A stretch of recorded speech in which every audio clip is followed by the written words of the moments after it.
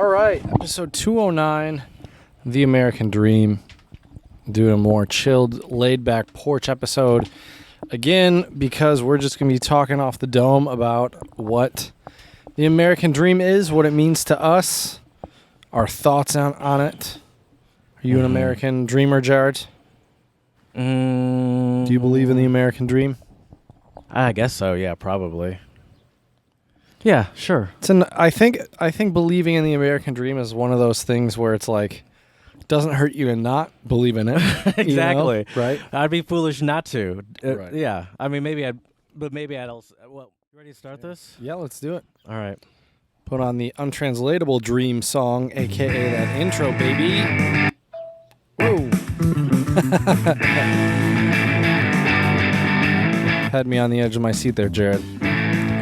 Didn't know what was going to happen. Oh, dude, this is so much better. I loved last episode, but man, we got some slight clouds coming in. We got your untranslatable weatherman. No, couldn't think of a clever weather name there, people. But yeah. Hello and welcome to the Untranslatable Podcast. We are here recording episode 209, and today we're going to be talking about the American Dream. It's a pretty big and hefty topic, and as Americans, I think we've got lots of opinions on it. So we'll be sharing some of those with you all today, what our thoughts are on the American Dream. Does it really exist? Does it still exist today? And some thoughts on it. So my man who fills in all the important gaps and always brings the fire knowledge and questions, my good buddy Jared. What's going on, Jared? What's up, dude? Now, I would argue we're kind of living the American Dream right now. In what way? Just sitting out here on the porch, enjoying the sun, relatively carefree in this moment. I mean, this is, I think, the most one could hope for. That's true. You could also even see some of these porch podcast pictures. We are on the porch. It is a podcast. You could see a different angle this time. Changing it up. But you still see these glorious trees. That's real, not a green screen. Check it out on Untranslatable Podcast on Instagram. Spread a little love. I had a brain fart. Untranslatable1 on Twitter. Untranslatablepodcast@gmail.com is our email address if you want to hit us up. You can give us some untranslatables. We have people haven't done that in a while. We find our own, but we like to hear other people's. It's better when it's personal, you know? Sometimes there's a good story associated with it, which is always nice. Exactly. And then you can please... Пожалуйста. 5-star reviews would be greatly appreciated on iTunes and Stitcher specifically. And that's it. That's all I got. That's all I got. I think that's all we need for now, Jared. Mm-hmm. But it's fantastic. So yeah, Porch Pod episode, what is this now, 6? Can that be 5 or 6, I think? 6, yeah. Feels pretty good. Good to be sitting outside as usual. I think I hope all of our listeners out there are able to get some sun and enjoy some nice weather while they're listening. How often do you spend out here when I'm not here? Occasionally I'll play some guitar out here or just come out here. I like to come out here in the morning and just sit for a minute and watch the birds. We have quite a few bird feeders. Mm-hmm. If you've tuned into our last Porch Pods before, you can definitely hear some birds in the background, and I'm sure you'll hear some our throughout friends. Today's episode. That's right. Chad knows these birds, and he knows the squirrels. How many squirrels do you have back here? I think there's about 4 or 5. 4 or 5. Okay. So a black one, 2 little red ones, one that's like a more like a brown color, a little more beat up, a little raggedy squirrel guy. And you don't name them, is what you told me. Nope. Okay. Nope. I haven't gotten to that level of boredom yet, Jared. Not yet, but we'll see. Because other than you coming to visit, I've more or less still been, quarantined or stuck at home. I haven't gone to any restaurants yet. I haven't, I've picked up takeout before, but I haven't really gone anywhere. I haven't gone to a bar yet in what seems like forever. When I was coming home from our last Porch Podcast, I saw there's this popular bar, very popular cross street in Ferndale, and the outdoor area was packed, dude. Yeah. And I was like, these idiots. And then I got home, and Sydney's like, hey, you want to go to this bar around the corner? Not that one, not the same one. And I was like, what? And she's like, it opened up today. And I was like, so? I was like, no. I was like, this seems like a terrible idea. Right. But we went. Uh-oh. You need to leave, Jet. No, and I'll say this. Mm-hmm.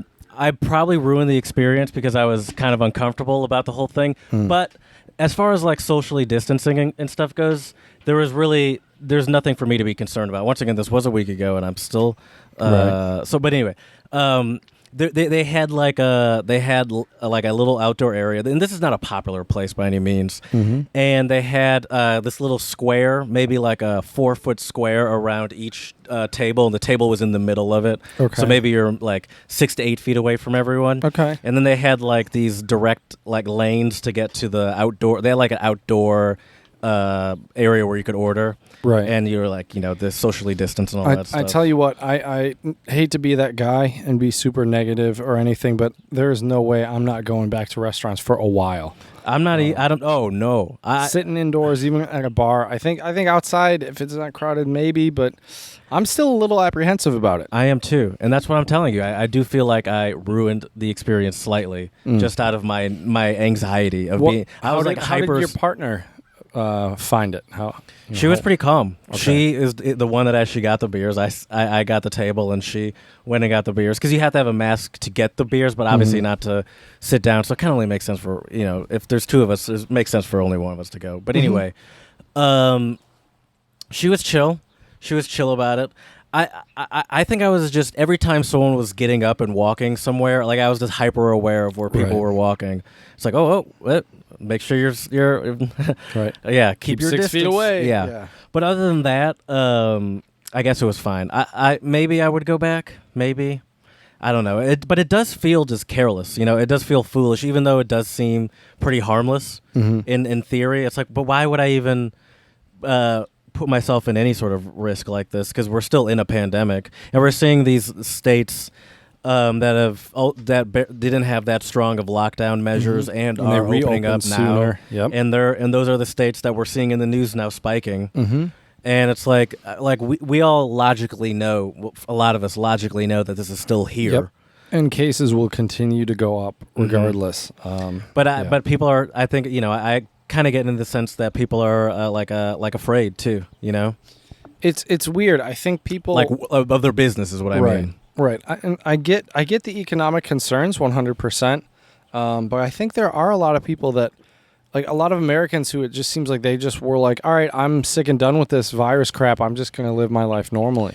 Yeah. It does feel more selfish than anything. It does feel like a lot of, it's like, I mean, it only is really attacking older people, or it's like, it's like, what's the big deal? Kind of, it's like, I mean, it's like, well, people can die. That's kind of the big deal. Yeah. And right. and I'm not saying that everything that's happened is, I think some governments have maybe overstepped some boundaries in terms, they see this as a opportunity to grab some power.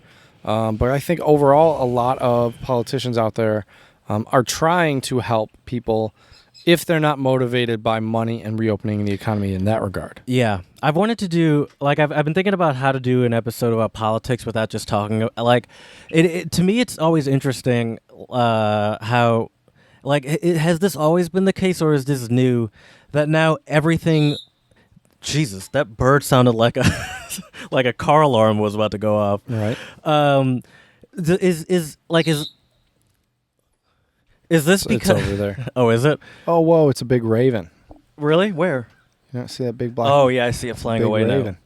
Why is everything political? Like, why is a pandemic now political? And why is it now like a liberal or a democratic stance to wear a mask or to... Right, that's the weird thing. And I don't really see mask wearing in the discussion with politics in a lot of other countries.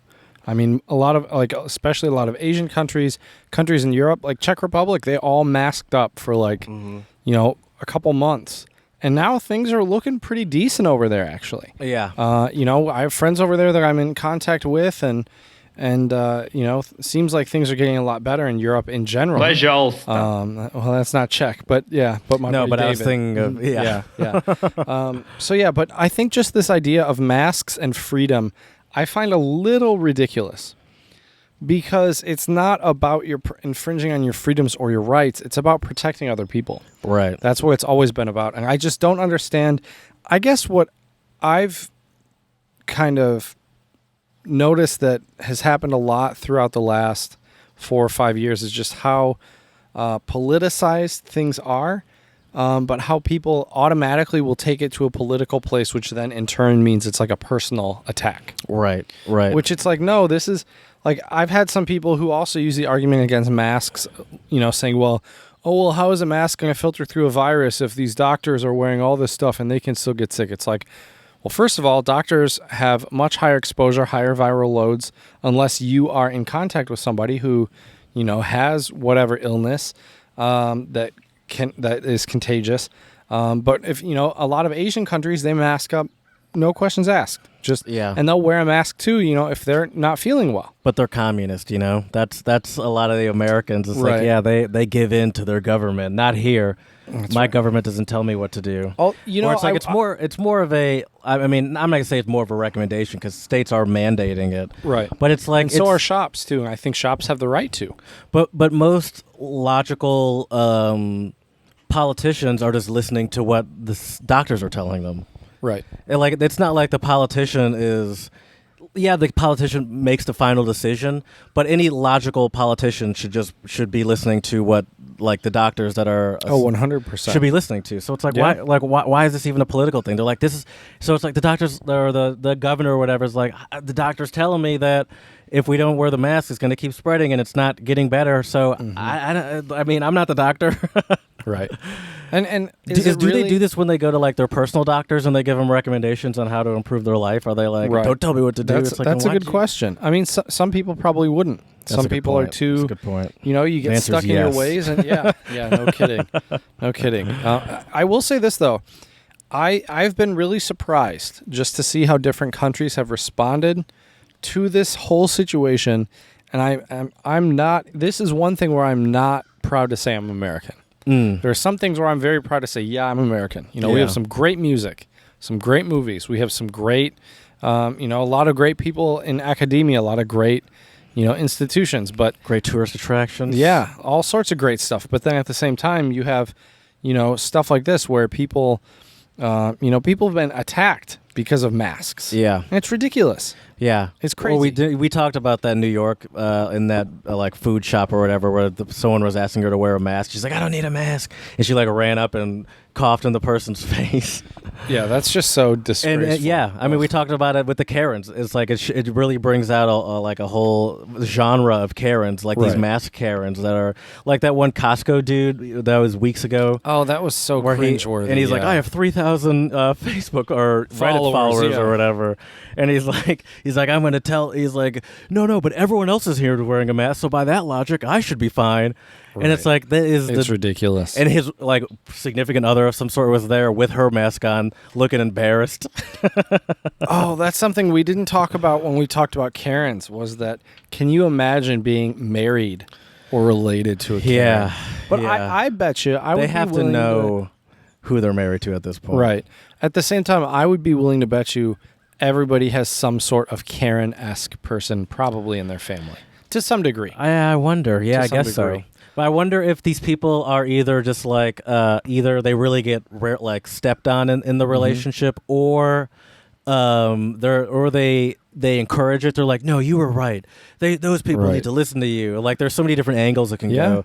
And I think that definitely happens for sure. Yeah. Like it could be a whole family of Karens. Oh no, that sounds terrible. Did you see that video? The Trump that family singing the Trump song. 4 more years, come on, everybody. 4 No, I more. didn't. See, I hate that it's stuck in my head. Oh man. Oh, I really hope he does not have 4 more years. Oh man. Oh my God, it was such a cringy video. They were like outside with guitars, and I think they're outside of the rally or something. They're like, "Come on, everybody!" And it's freaking song stuck in my head. Also, I cannot believe that he is holding rallies. Yeah, trying to hold rallies right now during the middle of a pandemic. Where if you look at any of the data from other countries, we are still in the thick of things. Yeah, I mean that is ridiculous. We are still 100% in the thick of things, and because the U.S., I think, in some regards, is less regulated. What I mean by that is there's less government authority, like in some other countries. They can't implement certain things. Right. So it's more states' rights. Right. Exactly. And so what that means, though, is then you better hope and pray that your governor is a strong governor and is willing to help you and look out for you. A lot of people, Gretchen Whitmer hasn't done everything perfect, but I think she's the governor of Michigan. I think she's been doing an okay job. Yeah, and we're one of the few. We were initially one of the worst cities states because of Detroit. I think because of people flying in. Yeah, airport hub, but I think we like it seems like we flattened the curve, and we're one of the few states now where we not one of the few, but like we see all these states popping back up, and so far we still aren't. So right. Well, Jared, I think we should. Yeah, I'm with you. I'm so spread a little love. Slow on the drops. No worries. We're relaxing today. It's the sun kind of tires you out though too. It's weird. Yeah, how if you sit in the sun for a while. Yeah. So my first shout out goes out to actually, believe it or not, the American Senate, because they have passed an outdoor rec bill that got its own stimulus bill. So the Senate passed the Great American Outdoors Act 73-25, allocating billions to recreation. So it looks like, earlier today, the Senate passed the Great American Outdoors Act, allocating billions to support outdoor recreation in two separate ways. The first is providing $9.5 billion in the next 5 years to help National Park Service and other federal land management agencies and address their maintenance backlogs. And apparently federal public lands are suffering from around $20 billion in deferred maintenance costs, with $12 billion of that accumulated by the National Park Service. The next part is that the Land and Water Conservation Fund will be permanently financed to its maximum allotment. Holy crap, Jared! To its maximum allotment of $900 million annually. Wow. So I think this is good. I hope though that good will actually come of this. I always see a lot of promising things here in the U.S. and then sometimes we carry out and it's great, and other times it just kind of falls through the cracks. Yeah, I think that some of it is in these, especially in these these big bills like this, they can add in a lot of sort of loopholes and sort of mix in a lot of stuff where it sounds great on the surface, but in reality it's not turning out how one would have expected. Exactly.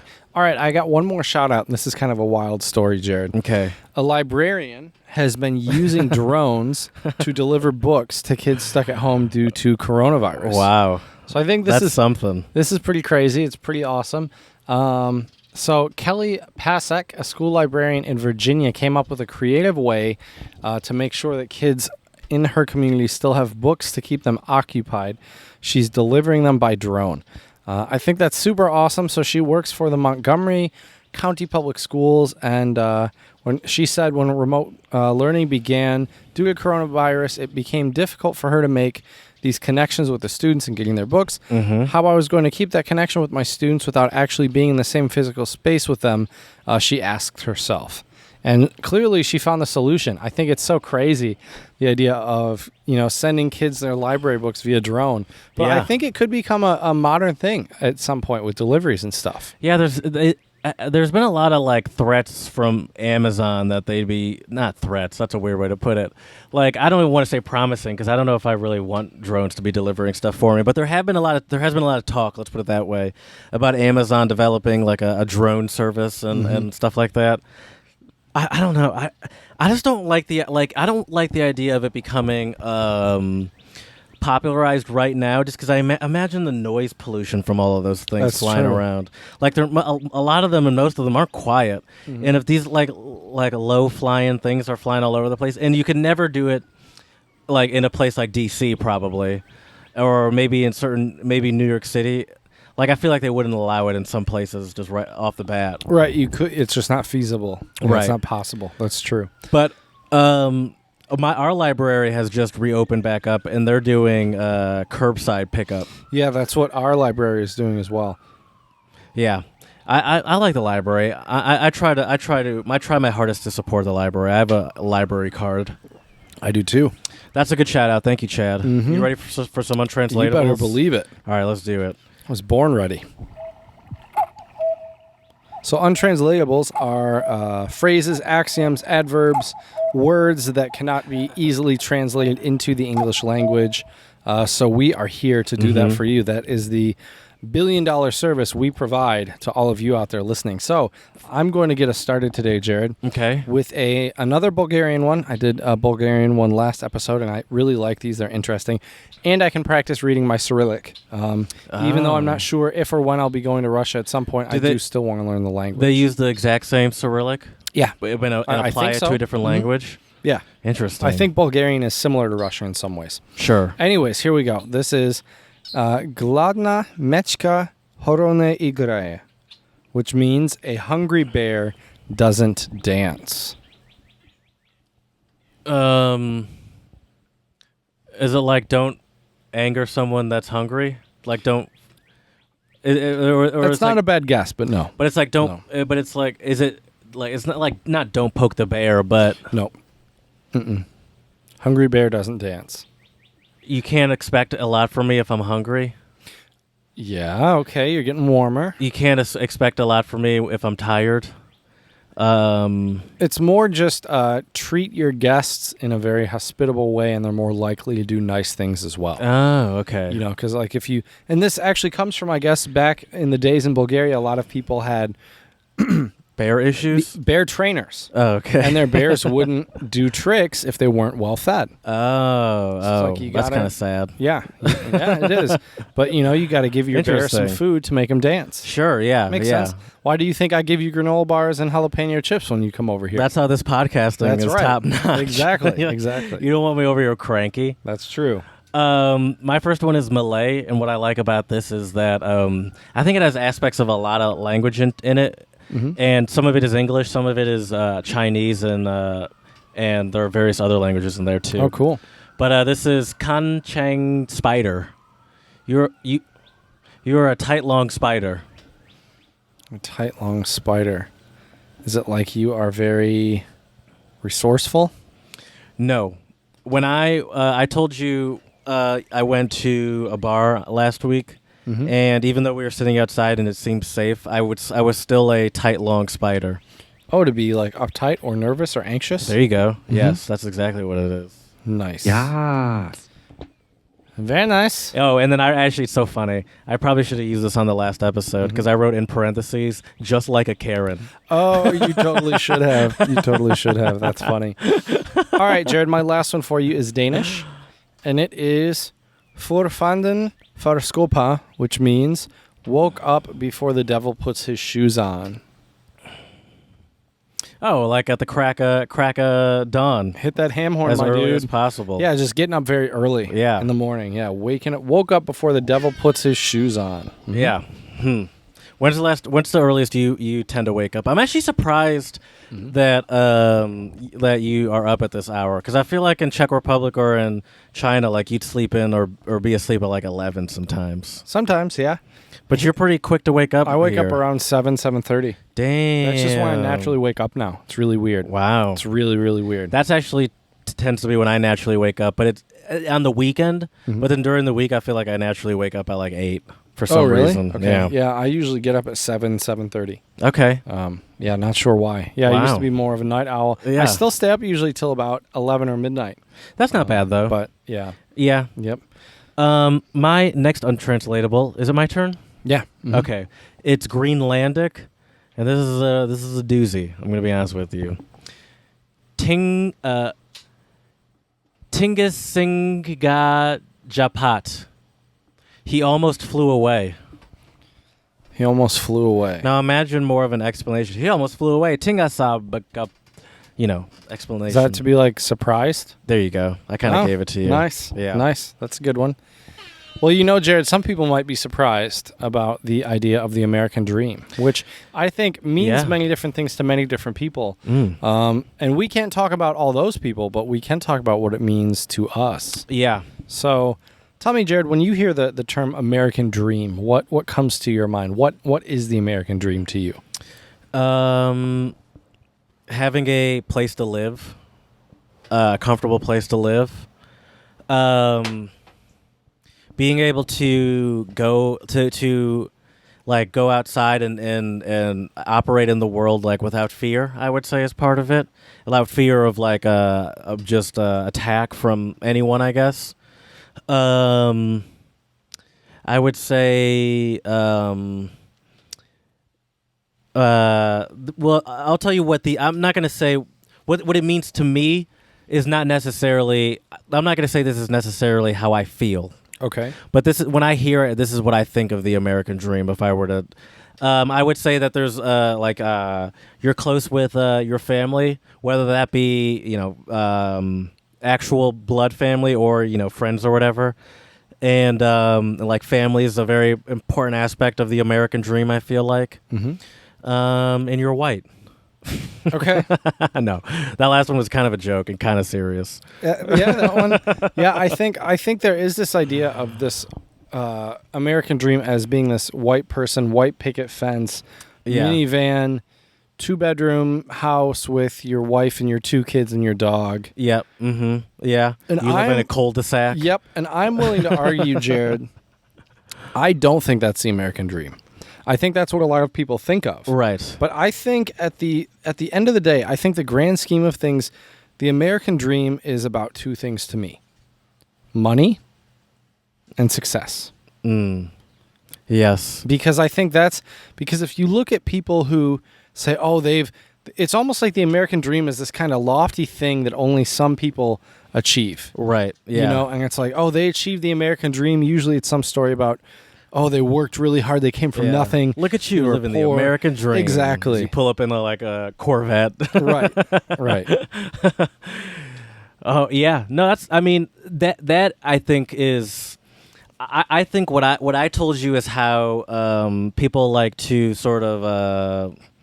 What is it when it's like you make it look nicer than it is? Like that's how people like to fantasize that it is about. Like that's the Put fantasy pearls on a pig of the American dream. But really, that's a good point. Especially in pop culture, at least. Most often, when you hear it applied, it's talking to like some Gordon Gekko character, or that's the guy from Wall Street. Oh, okay. Like it's being applied to some sort of someone that's like yeah, you're right, made it. And I think that is sort of the basis for one of the top concerns here in the United States. So it would make sense that the dream would be the money. But I would argue that there is something to that because with money does come comfort and freedom in some ways, and not even for sure, and not even like a millionaire per se. But even like us being able to sit in this porch right now. Right. This, like I said, this is the American dream, and I stand by that. I mean, we're here, besides for potentially being bothered by your neighbors, we are completely. We have no real fears or of anything happening right now. Right. And I think that's why it is a very. It is a very white thing. First of all, the American dream is something that comes along with the founding of the United States, and in that founding of the United States, the black people weren't really involved in all that we're all equal stuff, and right, unfortunately, and so the original idea of the American dream, I think, does come from like this idea of living in some sort of we're living in some sort of utopia here, right, and we're lucky to have been. To live here, which I think, on certain extents, 100% true. We're definitely lucky here. Mm-hmm. Even the poorest person here is living better than a lot of people in the world. Yeah. And so from no, I'm just kidding. I was continue. I'm not used to sitting out in the hot sun so long, Jared. So from that sense, we all are lucky, I guess. But that's not what I think is considered the American dream is just being lucky to be in the United States. Yeah, and I think in a lot of ways we do have it good in the U.S. It's not perfect. Mm-hmm. It's by no means perfect, but I do think there is definitely some advantage here. I will say this, though. I think opportunities-wise, I do think there are a lot of good opportunities in the United States. And I do think a lot of people do have these rags to riches stories because it is possible. Now, is it easy? I really don't think so. No. I really, really don't think that, you hear stories of these people who, immigrated here or moved here from somewhere else and then eventually like worked for years and years and years and maybe saved up enough money, put all their savings into like a restaurant or a shop or something. And you see it a lot with, or at least I see it a lot, especially with like CEOs of companies, where it's like this person started off working in the on the line, working in the warehouse, just packing boxes, and they worked their way up, and now they're CEO of the company, and look at their house, Right. And it's like I've been working at this gigantic company house. for 30 years, and I started off, and I know everything about this company. So it is. Well, that's a great point, because no one respects someone. Especially here in the United States, there's no really respect for someone that was given their money. Like, that's Right. a common thing about our sure. president that people always get on him about, because he always claims he's a self-made man, not mentioning that his father was a millionaire and Right. and, And he gave him, inherited quote-unquote, tons. loans Yeah, and stuff. Right. And so Small inheritance of $1 million. yeah, and so I Right. think there is something to it being earned. That is definitely a part of the American dream. No one respects another great example of a lack of respect is was it Kendall Jenner or Kylie Jenner, one of those Jenners, being the first self-made billionaire, remember? Oh yeah, and they were not like teen or something like that. It's self-made. I don't know about yeah. self-made. Like everyone in your family has been millionaires for many Right. years. Right. Yeah. But Like, I think that weird. is the thing about the U.S. I mean, I think there are a lot of stories like that. Sure, yeah, those do exist. I mean, people talk about Bill Gates, for example. Right. But I don't know his full story. Was he actually broke or not broke? You don't have to be broke. I don't think he was guess. broke. I think he was middle class. I Yeah, think. yeah. I mean, you don't have to be He broke. went to Stanford though. He dropped out of Stanford. Oh, I thought it was to start Harvard. Was it Microsoft. Stanford? Was it Harvard? I thought don't it was know. One of those Stanford. fancy schools. Right. It was Ivy League for sure. Okay. Well, Stanford's Yeah. not Ivy League. Oh, it's not? Ivy Oh, League's whoops. East Coast schools. Oh, you're right. Okay. Yeah. Yeah. That's Goes yeah. to show you how much I know about Ivy League. I never even thought of even looking into applying at any of those Ivy League places. Anyways, Why is the dog involved in the American Dream picture? What's up with that? I'm biased, obviously. Gonna admit that right now, having a dog, or at least my parents having a dog. I don't know. I think that's when a lot of people think of that stereotypical Hollywood white picket fence American dream type of thing. There's like two kids. Two kids, Or three- a two or dog, three or a kids. cat. Yeah, exactly, exactly. But there's never just one kid, and there's rarely like a shit ton of kids. Like Right. like once it gets to like 7 or 8, it's like, all right, what's this person doing? But yeah, no, that's a good point. That's a good point. I think, and it is like it is that man's best friend thing. So it is like look at us. We got it, every part of it. Right. That's a good point. What do you think? Someone that like what sort of life should the American dream person live? So when I think of the American dream, let me explain what I'm talking about. When I think of the American dream and say the 1990s or back, before there was internet, before let's do the 1970s back. I imagine, the white picket fence and all that stuff. I imagine there's in this American dream. It's also a man and a woman. I'm not saying that's what I need for my perfect America. Right. I'm saying when this is a Christian country. It was born, and I feel like that's what a lot of these American dream people are picturing is Yeah. this man and a woman Well, household. people reflect what they want to Sure. see. Yeah. So I picture that. I imagine the wife is not working. She Or can working be, part time. Yeah, Yeah. the dad has some job. Making the big bucks. Or even but even back in the day, they used to claim like, oh, you could, work at an assembly line job at one of the big 3 car companies and have enough Make money a to decent living, to support a family. go out to dinner once a week and have a family vacation once or twice a year. Right. And that was sort of that Ugh. American dream. That sounds terrible to me. That sounds terrible. Yeah, I think a lot of the American dream too is this idea of someday getting rich. Yeah, Right? I think there's sure. always this kind of notion of, all right, well, if I just have more money, Yeah. I'll reach whatever the American dream really is. And I think it's kind of interesting. They claim, the claim, maybe this has changed slightly with my timing and inflation, but they do claim that, what is it?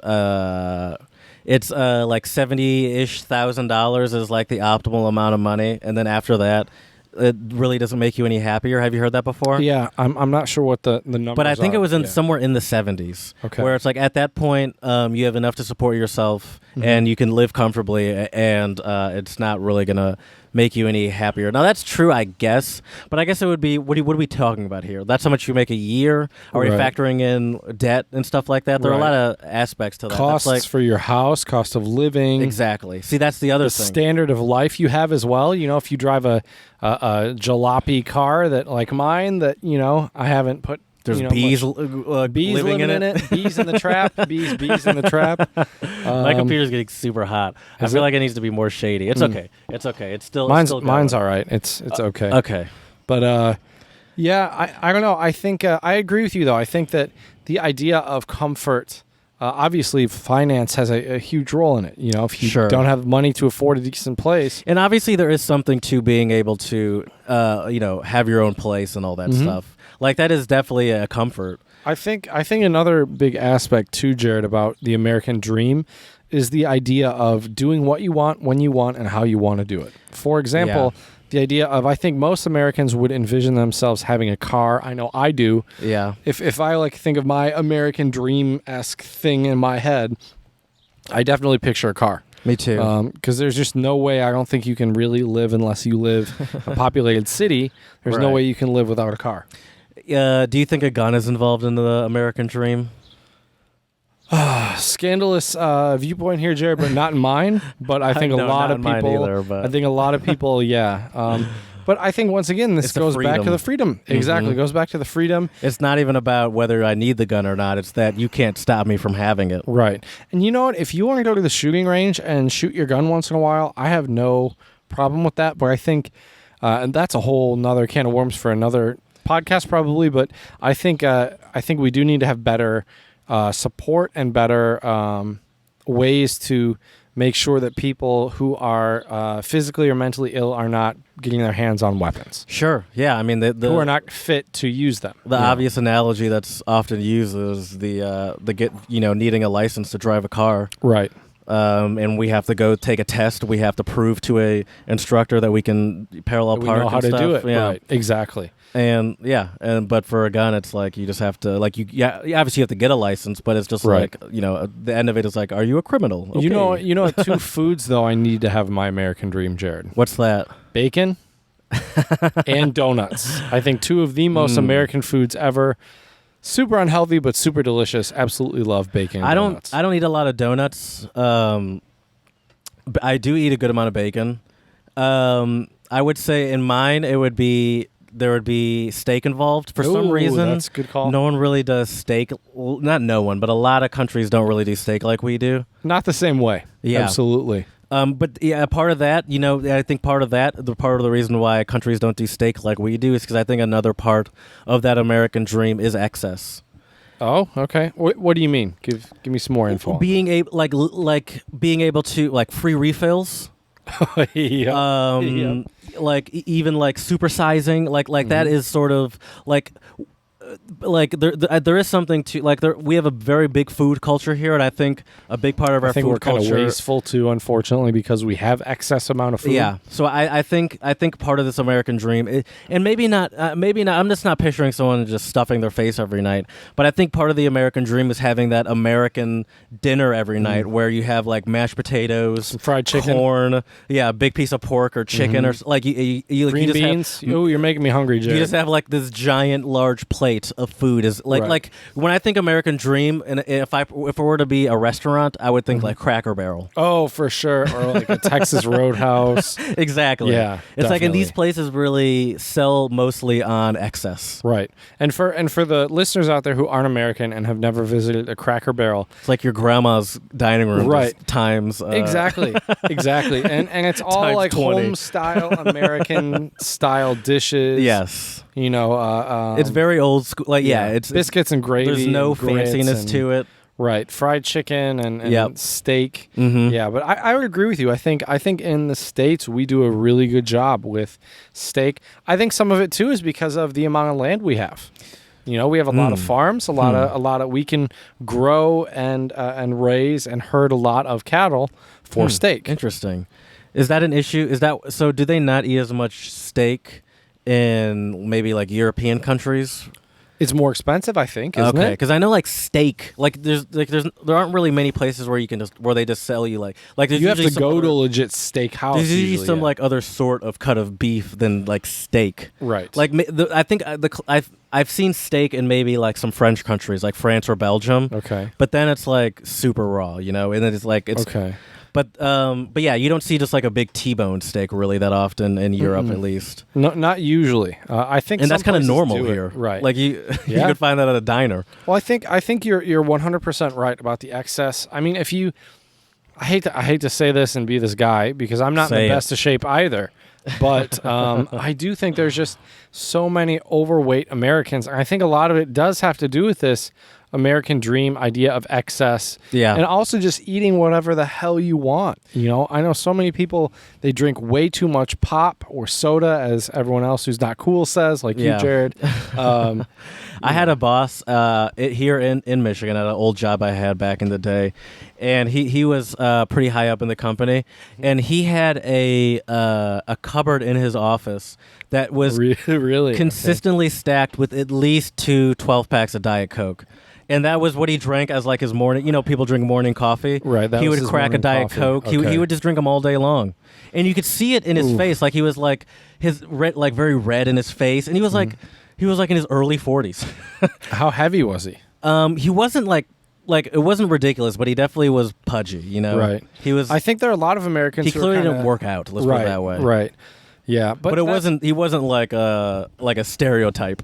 Right. But I think another aspect of the American dream, Jared, is just like being the best or thinking you're the best. Mm-hmm. Because I think you look at a lot of athletes who live the so-called American dream in a lot of ways. Yeah. It's because they're just the best at sports, and they live these lavish lifestyles. I'm not blaming them. I'm sure if I was making that much money, I would probably live a pretty lavish lifestyle too. Yeah.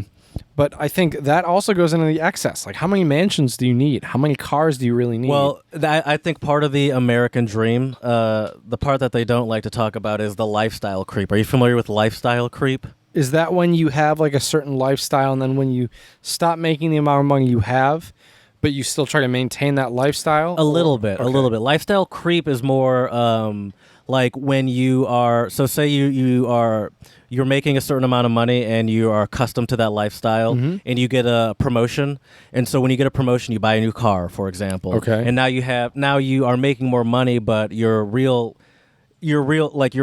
financial situation hasn't changed because you're making more money, but then you're paying more money for the just car. to like keep up with Right, people, the and then you make more money, and it's like, wow, this person's making so much money, but then you buy a new house, Right. And so it's like you never are getting out of this sort of cycle of debt because every time you make more money, you spend more money, right? And I think that is definitely part of the American dream. Is that sort of like there is always this aspect of it's the same thing with why people here need to drive these big SUVs, right? And it's status. It's there is something to letting people know that you have that you have that sort of money, and there is and a lot of people do purchase houses or vehicles or jewelry because of what it represents. It's like, oh, I want to live in this neighborhood because this is where the this is the you made it neighborhood. Like, right. Like I told you, I showed Sydney Cranbrook last week, and it blew her mind. Right. And she's like, people live like this? And I also wonder too, those people who have those houses and have those jobs and make all that money, are they really happy? Yeah. See. Yeah, that's a big question. That's always the question, right? Are they really happy? Because maybe they have, and because for some people, for sure, the financial concern has gone away for some of these people. Some people, a lot of people, there's lifestyle creep, but then there's definitely people that know how to manage money, but are still rich, and they could definitely be. There is always that talk. It's so funny. People always do say, obviously, money doesn't buy happiness, and there's always something like there's always problems in people's life, and you can't avoid problems in your life just with More money, more problems, Jared. But when people like us hear that, it's like, all right, let me make a little bit more money, and I'll decide that for myself. Right. Well, I mean, really famous actor Jim Carrey said he wishes that everybody could become famous, so they realize that being famous doesn't solve all your problems. Sure. Which makes a lot of sense. Sure. And we see it also with. I mean, people. It's a parody, but you see, it's sad that it's a parody because it's in real issues. But you see it with like mental health issues and with celebrities. Like it kind of becomes a joke, like Britney Spears or something like that. Like, right. Like people sort of joke at what clearly is, like just being overwhelmed with what this American dream. And it's like, and then it's interesting because when people are at these super wealthy positions like this, and everyone thinks that they've got it and they're living the dream, people discount their feelings, or people discount their opinions. And it's weird. It's like you already made it. Why are you telling us what to do? It's this weird sort of. It is kind of strange, yeah. But I think actually that's more of a modern day thing. I think what I'm saying right now. I think earlier. I don't know. I just feel like there was more respect. And listen, I'm not saying it's right or not. I'm just saying there was just more sort of respect for someone that's made it earlier in the day. But I feel like now it's like, and for rightly so, it's like just because these people have quote unquote made it doesn't mean they're good people by any means. It's like, why are you looking up to these people just because they have money? Because their personality sucks. Right. Yeah. At the end of the day, I think it's kind of like what we talked about before we recorded the last episode, was the idea of bank accounts versus morality. Mm-hmm. And I think a lot of people do, as I said, associate the American dream with money over morality. Yeah. Like, I think there was probably a time in America, maybe not, but it seems like to me, at some point there had to have been a time here where it was really about people were trying to do things to better themselves.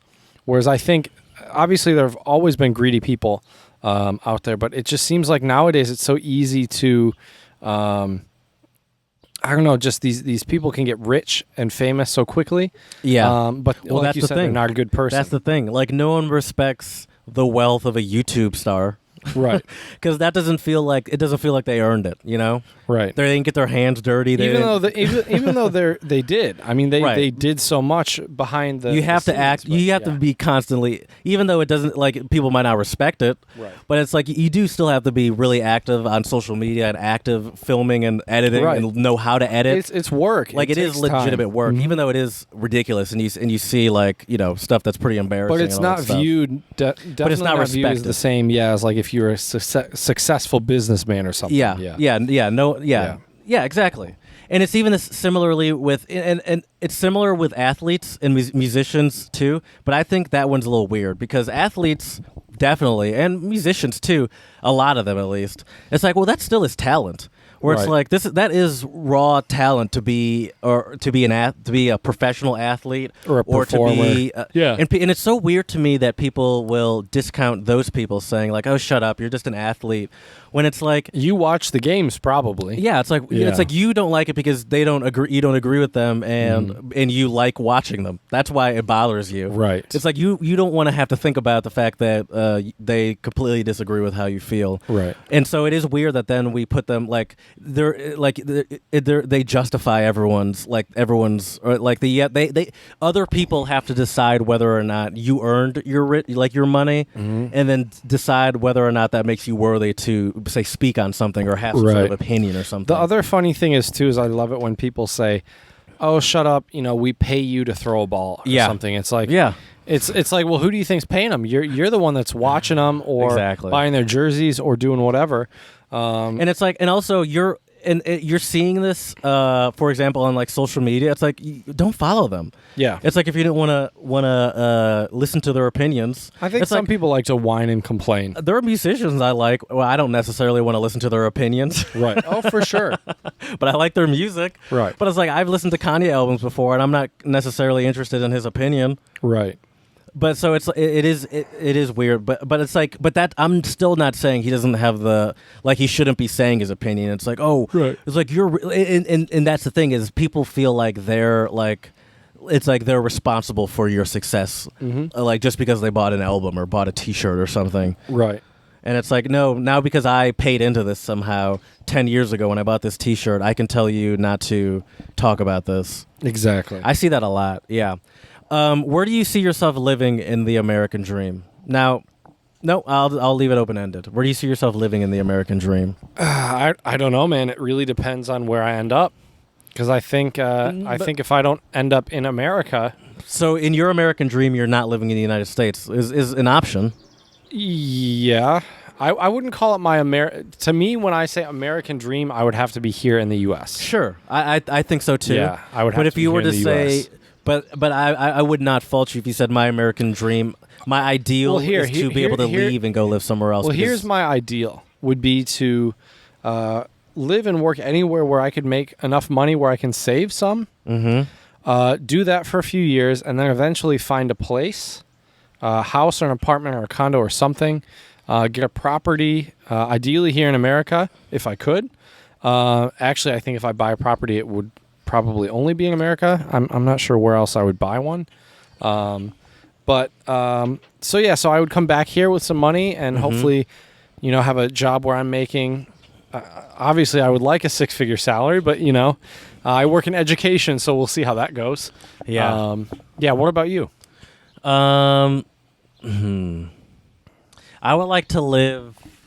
Ideally, I would like to live like in a my American dream would be like in the See, this is tough because I want access to a city. So I like the idea of living maybe like in a suburb outside of Chicago or something like that. Maybe I would say that. I like the idea of that. I want to have access. I want everything. The American dream. You want everything. So I want to be able to have. That's a good point. I want to be able to have space like we have here when we do a porch podcast, which you could easily get in the suburbs of Chicago. But then I also want to have access to a hustle and bustle city. Sure. But I don't. But the thing is, I wonder if I want to be closer to the city than that but maybe not when I'm older. Maybe not when I'm. Maybe for a few years you could live in the city and then a few years out. I do like maybe the idea of renting an apartment. No, that's too much. It's too much. Yeah, it's hard to say, but I do like what you said, Jared, about the American dream is having everything. Yeah. Because I think that encapsulates everything we've been talking about today. Yeah, like I want to be able does. to live super close to the city, but then also have a backyard like we have here. We want to have it all. Give me my cake. Let me eat it too, and give me some cookies on the side as well, because I'm hungry for some dessert. Right. That is the perfect summation of the American dream, is wanting it all. Or give me some donuts, some bacon, and some French fries. I might have that for dinner tonight. That sounds pretty good, actually. You're making me hungry. Well, speaking of tasty, Jared, let's talk about our tasty song of the pod today. Yeah, so this guy is named J.S. Ondara, and he's from, where did I say he's from? Kenya? Nairobi, Kenya, I believe? Nairobi Yes, that is where he's from. And he came out with an album last year in 2019, at the beginning of 2019, called Tales of America. And I was trying to think of a good song that encapsulates American dreams, and there are a lot of hokey American songs that they talk about the American dream. Tons of them, and just getting rich, having lots of money. Yeah, but a lot of those feel like they when I listen to like a Lynyrd Skynyrd song about the American dream, I'm like, yeah, this is a great band, but I also know that they don't really like black people. So we were trying to think of, and then I also listened to some hip hop songs, and it's like, I mean, a lot of them that we listened to. Granted, I just scrolled and hit random stuff. Right. A lot of it was so cheesy. It's like true. Cars and big houses and it's and just money like, and drugs and everything else. Yeah, exactly. So I'm like, I want something that is realistic, and I love the idea of someone not from America living the American dream, because it's something we didn't even talk that, about. To me, is the American dream. I don't know how we didn't even come up with that. That's the essence of it. Well, I think I touched on it. The people moving in here, immigrants, that's true. Yeah. coming here and working.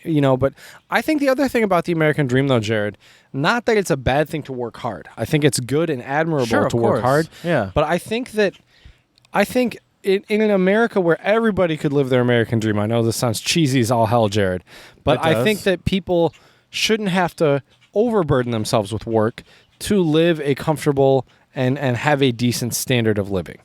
I'm with you. That's fair. It should be. But I do agree with you, though, Jared, that it's interesting to hear what someone from Kenya, their idea of an American dream might be. Yeah, and I feel like what's not respected is part. One of the tenets of the American dream is we're a melting pot and people come from all over. Even though I think that's our strength as a country, to be honest. Yeah, and it's not all these white people who want that stole land and right years ago, and now we're just like living off of that essentially. In a weird way. It's everybody. Yeah, it's everybody here. Yeah. I'm with you. This is and I like it. Yeah, I like the song. A good song. He's got a great voice. You said his voice gave you a Stevie Nicks vibe. Yep. Yeah, it did. I mean, similar kind of timbre or kind of color. That sort of like slight raspiness to the back of it. Yeah. Yep. Yeah, I know what you're talking about. And I love the instrumentation. It's got like a kind of, I'm wearing my laid back vibe shirt. Yes. It's got some laid back vibe, some really cool kind of guitar ornamentation on the song as well. It's definitely a pleasure to listen to. I'm so glad you found it because, the majority of our songs that we looked at American Dream based were definitely pretty cheesy and corny. Stereotypical, yeah. Absolutely. Yeah, and this is more interesting. Mm-hmm. And a great singer, too. Yep. So check that out on our YouTube Song of the Pod playlist. That's right. Thank you. Yeah, Song of the Pod playlist, Untranslatable Podcast on YouTube. It's definitely a good one. Mm-hmm. Well, Jared, I have another foreign word of the pod today. And my foreign word of the pod is also German. I've been lazy, but I've been trying to brush up on my German. That's okay. I can brush up on mine, too. And you're going to chuckle when I say this one, but I think it does cover a lot of what is the American dream. My German word of the pod today is mehr. See? More. Oh, mehr. Mehr. I mean like that. Mehr Geld. Yes. Mehr Autos. Yeah. That's means it. more. Mehr. Yeah. Mehr would be C. Yeah. It's hard to hear it without the context. Absolutely. Sure. Yeah, because I think that really does encapsulate the American dream. Have more, bigger house, more money, more stuff, more clothes, more shoes, more.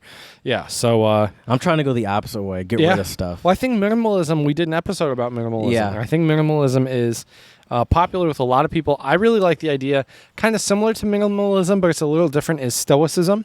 What's that?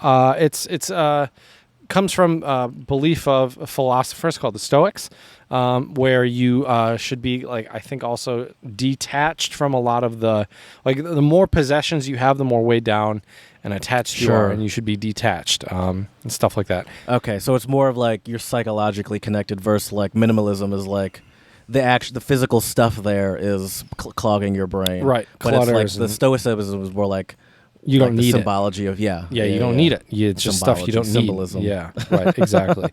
Exactly. So but I will say this: I do think that the American dream, in many capacities, is alive and well. Mm-hmm. I do think a lot of people are living their own, hopefully sunny and amazing view of the American dream. But I think there are also a lot of people we need to acknowledge that are not. I feel like I'm close to it, but I feel like I would be more there if I wasn't so nervous every time I drove past a police officer. That's fair. That is fair. But let us know what your American dream is or what you think of the American dream at untranslatablepodcast@gmail.com. You can also check us out on Twitter, untranslatable1, the number 1, for all sorts of great tweets. Also check us out on Instagram, Untranslatable Podcast, for our beautiful pictures of this amazing background and other clips and stuff. Also, please check us out on YouTube and check out our Song of the Pod playlist, Untranslatable Podcast. And lastly, please, 5-star reviews on iTunes and Stitcher. Let us know how we can make this podcast better for you. So, as we say here at the Untranslatable Podcast, Dziękujemy, muchas gracias, shisha, and do svidania. I messed up. I wasn't ready with the song. Uh-oh. The problem is on this phone, I don't have it saved into my... on my other phone, but my other phone's been acting up. No worries. My backup old, but I still got it. How many phones do you have now? The other Speaking one, of the American dream. How dare you?